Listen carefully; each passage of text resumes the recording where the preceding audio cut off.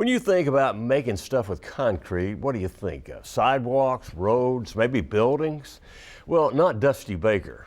You see, he's an artist who makes countertops, tables, and other concrete creations that his mind comes up with. Let's travel to Burns, Tennessee, in Middle Tennessee, and see how he does it.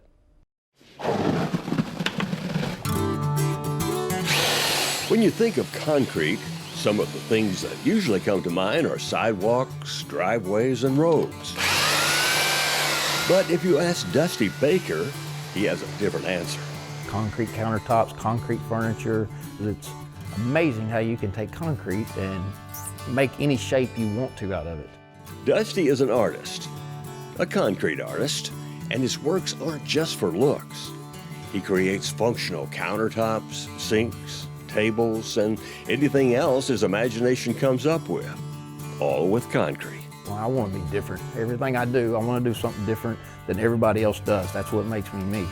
Well, when I first started doing this, people was looking at me like, what in the crap are you talking about? Concrete counter. They think of their driveway on their countertops, and I'm like, no, it's much more beautiful than that. And there's so many different techniques you can use to make concrete look different, from a modern aspect, or, I could really make it really rustic looking and textured.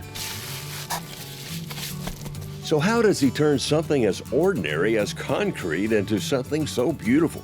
Basically, when I started doing concrete, everything was super modern looking. It was the same color all over. If you ever got one imperfection in it, it stands out big time. And I kept looking, I was like, well, how in the world can I make the whole slab imperfect, but beautiful? So that's when I started trying to come up with different things that I can have a reaction with concrete to make it naturally distort itself, and for me to finish it out and make it really beautiful. It's a powder that I developed that has a reaction with the concrete and creates natural voids and veins and stuff. It naturally has a reaction with it. At this point here, if you wanted a vein or anything in there, basically get some more casting powder and pitch right up on the vein. And then just continue casting. And then when you flip that over, man, it'll be a cool looking vein there. That's something I developed over years of trying to figure out what will make concrete wig out. We call it Dusty-crete. And what exactly is in Dusty-crete? That's a secret that I will hold to myself. Well, what isn't a secret is Dusty's talent. With some powder, water, and a lot of imagination, he turns concrete into beautiful pieces of art that could be mistaken for stone. Once I cast a piece and then they get hard, the next day we'll flip them over and I'll put them in the wet booth. When I put them in the wet booth, what I'm trying to do there is I'm trying to cut the top film of the concrete off and expose all the pores. And then we'll come back with a slurry mix. Basically, it's a real fine paste of cement. And I'll come in and I'll fill all the pores up. After we fill the pore structure, everything's nice and proud to the top. What we'll do is we'll bring it over here to the finish out area. At this time, I'm gonna glaze. If we wanna use any coloring, I'm gonna start glazing it. This is basically the pigment that goes on.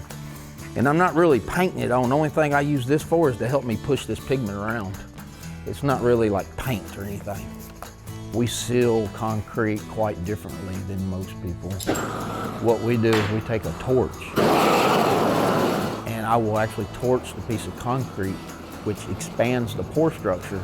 Once I expand the pore structure, I use my glazes, and my sealer will impregnate that pores and seal it internally. The torch is basically like a paintbrush to me. The torch is an extension of a long handle with brushes on the end. I've got several different techniques I can use with the torch to get different looks as far as what we're trying to achieve with the pigments and with the glazes. Whatever the concrete starts doing, I guide it and I steer it with the torch in different ways of how I do it. If it's going a little too brown and I don't want that brown, then I'll glaze it. I'll change up the glazing a little bit and glaze it back, and basically I'm driving it to where I want it to go. Now what you can do at this point, whether you want it darker or lighter, you can glaze it over, because it's a translucent type glaze. So you can go over and over and over and get it darker and darker. A lot of people ask, how does concrete compare to granite and compare to marble and stuff like that? This is the art. This stuff is powder. It's laying in a bag. It's all powder, not manufactured. It's not, you know, you're not going to find this. I can make 2 pieces of concrete, and I promise you the 2 pieces of concrete look different. So when people come to me, they're hiring me for my work and what I do and what I create. It's very unique. Unique and different, just how Dusty likes it.